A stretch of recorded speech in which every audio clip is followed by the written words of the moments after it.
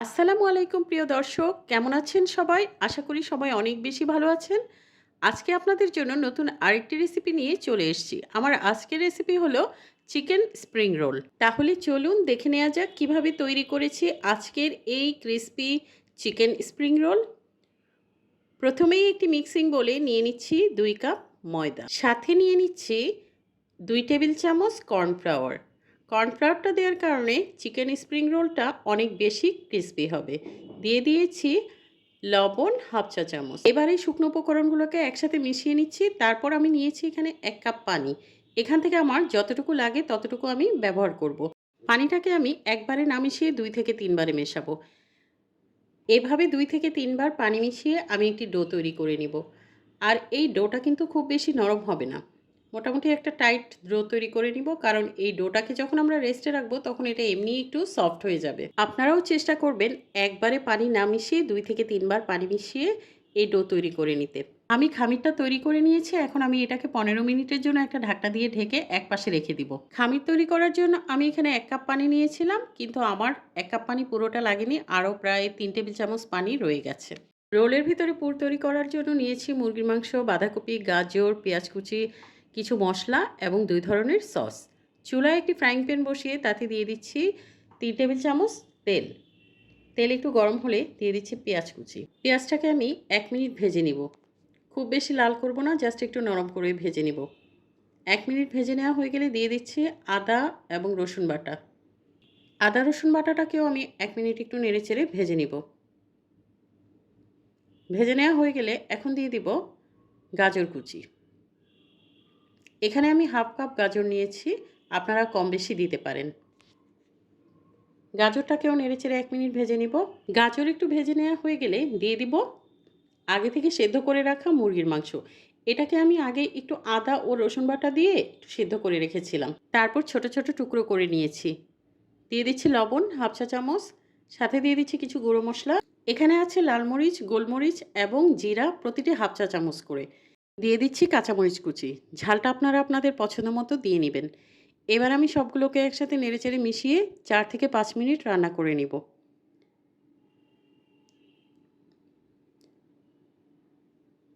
4 থেকে 5 মিনিট পর এখন দিয়ে দিব বাঁধাকপি কুচি। আমি এখানে হাফ কাপ বাঁধাকপি কুচি দিয়েছি।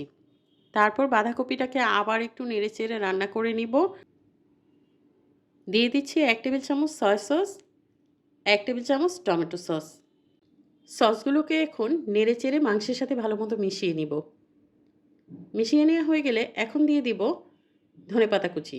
ধনেপাতা কুচিটা আপনারা পছন্দ মতো দিতে পারেন কম বেশি। আচ্ছা, এরপর আমি নেড়েচেড়ে আর 1 মিনিট মতো রান্না করব। রান্না করার পরে এখন এটাকে চুলা থেকে নামিয়ে নিব। স্প্রিং রোল তৈরির জন্য চিকেনের পুর একদম রেডি। এটাকে ঠান্ডা হতে একপাশে রেখে দিব। চলে যাচ্ছি স্প্রিং রোলের শীট তৈরি করার জন্য। এর জন্য আগেই যে ময়দার ডো তৈরি করে রেখেছিলাম সেটা একদম রেডি। ময়দার ডোটা আগের চেয়ে অনেকটাই সফট হয়ে গেছে। এখন একটা রুটি বেলার পিঁড়িতে সামান্য ময়দা ডাস্ট করে এটাকে আরেকবার একটু মথে নিব।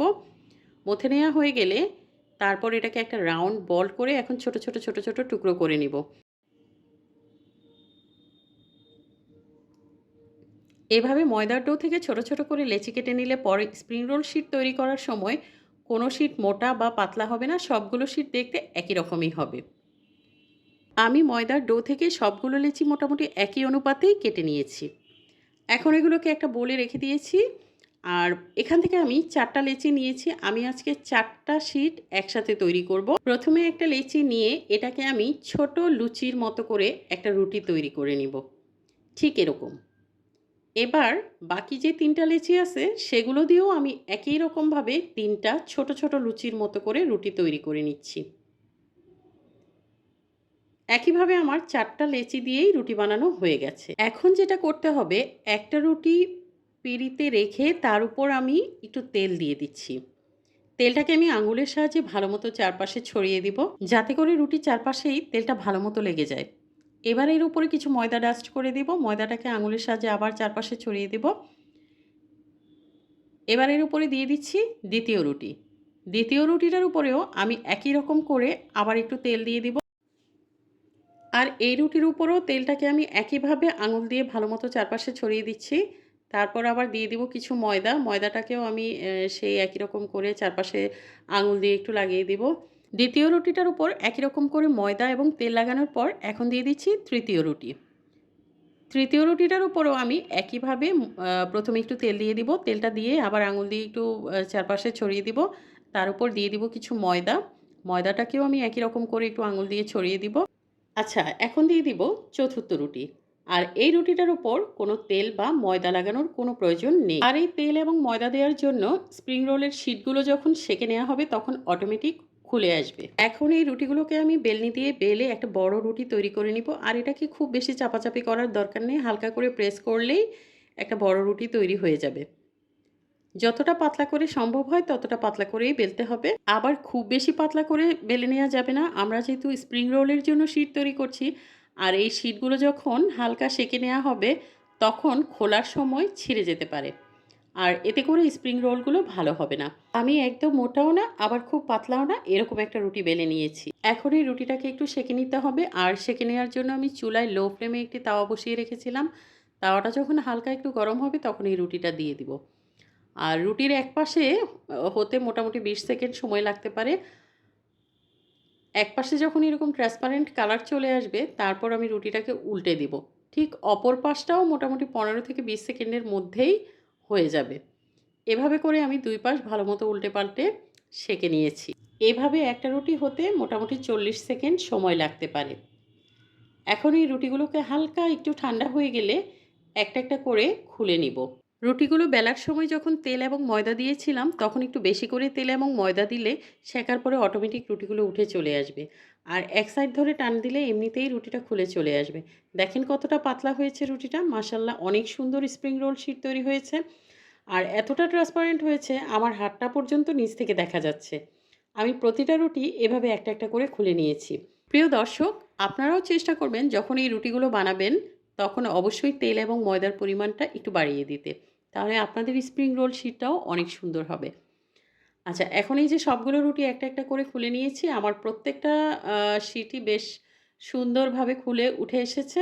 এই শিটগুলো দিয়ে আপনারা শুধু স্প্রিং রোল তৈরি করতে পারবেন তা না কিন্তু। এগুলো দিয়ে অন্থন তৈরি করা যায়, এগুলো দিয়ে সমোসা তৈরি করতে পারবেন এবং এতটাই ক্রিস্পি হবে, খেতেও ভীষণ মজা হবে। আর এগুলোকে আপনারা খুব সুন্দর করে ফ্রোজেনও করতে পারবেন। ফ্রোজেন করার জন্য আপনারা চাইলে এই পর্যায়ে একটা জিপলক ব্যাগে ভরে রেখে দিতে পারেন, অথবা যদি সমোসা তৈরি করতে চান তাহলে সমোসার শিটের মাপ অনুযায়ী কেটে রেখে দিতে পারেন। আর যদি রোল তৈরি করতে চান তাহলে এরকম স্কোয়ার শেপ করে কেটে ফ্রিজে রেখে দিলেই হবে। পরে যখন বানাবেন শুধু নরমাল করে বানিয়ে নিলেই হবে। আমি এর চারপাশের ধারগুলো কেটে নিয়েছি রোল তৈরি করার জন্য। আর এগুলো ফেলে দিবেন না। এই ধারগুলো যখন তেলে ফ্রাই করা হয় তখন বেশ ক্রিস্পি হয়ে যায় আর এগুলো খেতে বেশ মজা। সবগুলো রোলের শিট কাটা হয়ে গেছে। এখন এগুলোকে আমি এক সাইডে রেখে রোলগুলো তৈরি করার পর সিল করার জন্য একটা ময়দার গোলা তৈরি করে নিচ্ছি। আর এর জন্য 3 টেবিল চামচ পানিতে 2 চা চামচ ময়দা গুলিয়ে এক সাইডে রেখে দিচ্ছি। এখন একটা শিট নিয়েছি আর শিটের মধ্যে ওই যে আগে থেকে তৈরি করে রাখা যেই চিকেনের ফিলিংটা রেখেছিলাম সেখান থেকে কিছু পরিমাণ ফিলিং আমি শিটের উপর রেখে দিচ্ছি। আর আমি যেহেতু ঘরেই তৈরি করছি তাই ফিলিংয়ের পরিমাণটা একটু বেশিই দিচ্ছি, আপনারা কম বেশি দিতে পারেন। এখন এটার এক সাইড থেকে মুড়িয়ে এনে তারপর ওই যে ময়দার যে গোলা তৈরি করে রেখেছিলাম সেখান থেকে চারপাশে সিল করার জন্য গোলাটা রেখে দিব। আর 2 পাশ থেকে আবার এটাকে টেনে এনে তারপর হচ্ছে মুড়িয়ে একদম শেষ প্রান্তে এনে ময়দার যে গোলা আছে সেটার সাথে সিল করে দিব, যাতে করে ভাজার পরে এটা খুলে না আসে। ব্যাস তৈরি হয়ে গেল আমার একটি স্প্রিং রোল। আমি সবগুলো স্প্রিং রোলই একইভাবেই তৈরি করে নিয়েছি। আর এভাবেই স্প্রিং রোল তৈরি করে আপনারা চাইলে ফ্রোজেন করতে পারেন। ফ্রোজেন করার জন্য স্প্রিং রোলগুলোকে আপনারা চাইলে এরকম এয়ারটাইট বক্সে ভরে রাখতে পারেন, অথবা জিপলক ব্যাগে ভরে 1 থেকে 2 মাস পর্যন্ত সংরক্ষণ করে রাখতে পারেন। পরে যে কোনো সময় নামিয়ে শুধু তেলে ভেজে নিলেই হয়ে যাবে। আমি এগুলোকে সংরক্ষণ করব আর বাকিগুলো আপনাদের ভেজে দেখাচ্ছি। স্প্রিং রোলগুলো ভাজার জন্য ফ্রাইং প্যানে দিয়ে দিয়েছি 1/2 কাপ রান্নার তেল। তেলটা একটু গরম হলে আমি একটা একটা করে স্প্রিং রোল ছেড়ে দিব। একসাথে অনেকগুলো দিতে যাব না, আমি প্রথমে 4টা দিয়েছিলাম। ভাজার সময় অবশ্যই চুলার আঁচটা লো এবং মিডিয়াম হিটের মাঝামাঝি রাখতে হবে। বেশি জোরে তাপ দিলে এগুলো পুড়ে যেতে পারে। আর যেহেতু এই স্প্রিং রোলের শিটগুলো বেশ পাতলা থাকে তাই এগুলো হতে খুব বেশি সময় লাগে না। মোটামুটি 5 থেকে 6 মিনিট ভেজে নিলেই এই রোলগুলো সুন্দরভাবে ভাজা হয়ে যায়। তা আমি এগুলোকে একদম গোল্ডেন ব্রাউন কালার করে ভেজে নিয়েছি। ভাজতে, ভাজতে রোলগুলোতে যখন এরকম গোল্ডেন ব্রাউন কালার চলে আসবে, তারপর একটা, একটা করে তেল থেকে তুলে নিব। আমার সবগুলো রোল হয়ে গেছে। এখন আমি একটা, একটা করে তেল থেকে তুলে নিচ্ছি। প্রিয় দর্শক, দেখলেন তো কিভাবে খুব সহজেই তৈরি করা যায় এই স্প্রিং রোলগুলো। বাইরে থেকে খুব চড়া দামে এই রোলগুলো কিনে না এনে ঘরেই কিন্তু খুব সহজেই তৈরি করা যায়। তৈরি হয়ে গেল দারুণ মজার চিকেন স্প্রিং রোল। এই রোলগুলো আপনারা চাইলে সবজি দিয়েও তৈরি করতে পারেন। মাশাআল্লাহ, রোলগুলো দেখতে যতটা সুন্দর হয়েছে, খেতে তার চেয়েও বেশি মজা হয়েছে। একটা রোল আমি আপনাদের ভেঙে দেখাচ্ছি এটা কতটা ক্রিস্পি হয়েছে। আপনারাও কিন্তু এভাবে খুব সহজে স্প্রিং রোলগুলো তৈরি করে নিতে পারেন। এই রোলগুলো দিয়ে অতিথি আপ্যায়ন করতে পারেন, বিকেলে চায়ের সাথে পরিবেশন করতে পারেন, অথবা চাইলে বাচ্চাদের টিফিনেও দিতে পারেন। চেষ্টা করেছি আপনাদের মাঝে আজকের এই স্প্রিং রোল রেসিপি সুন্দরভাবে উপস্থাপন করার জন্য। রেসিপি যদি ভালো লাগে তাহলে আপনাদের ফ্রেন্ডস অ্যান্ড ফ্যামিলির সাথে শেয়ার করতে ভুলবেন না। এরকম নতুন নতুন রেসিপিগুলো দেখতে হলে পেজে একটা ফলো দিয়ে রাখবেন। সবাইকে অনেক ধন্যবাদ। সবাই ভালো থাকবেন। আল্লাহ হাফিজ।